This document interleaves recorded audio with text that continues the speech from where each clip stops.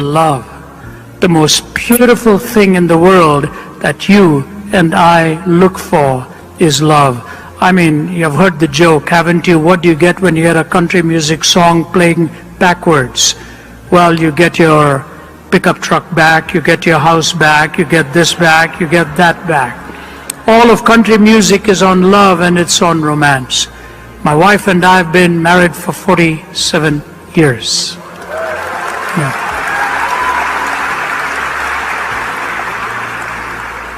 I know I don't look it, I just look 25 or something like that. But you know what? I'll never forget the day I met her.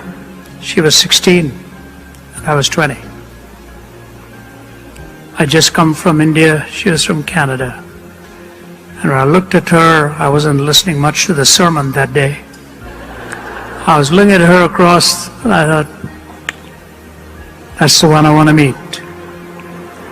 And strangely enough, she thought the same thing. And now, after 47 years, in fact, coming up in 2-3 months will be 48, as Margie and I have been wed, I want to tell you two things about love. It's hard work. It's hard work. You see, when you put the ring on that finger, it is a tourniquet to stop your circulation.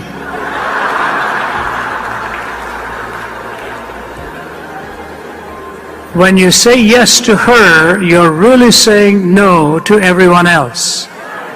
Do you realize it's the greatest compliment you pay a human being when you take them at their word when they say, I do? Do you realize that? Young people, let me tell you something. G.K. Chesterton put it this way: free love is a black and white contradiction in 2 words. Love was never intended to be free.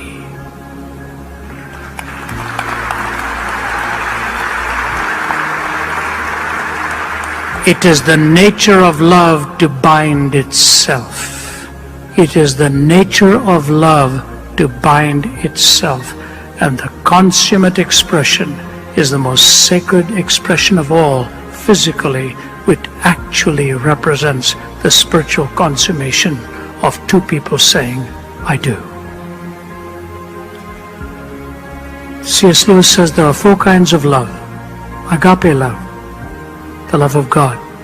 Storge love, parental love, which is protection. Phileo, which is brotherly love or friendship love. Eros, which is romantic love. Agape, storge, phileo, eros. And the other 3 have no point of reference without the first. They have no point of reference without the first. You cannot really define love until you understand the one who has created you and me.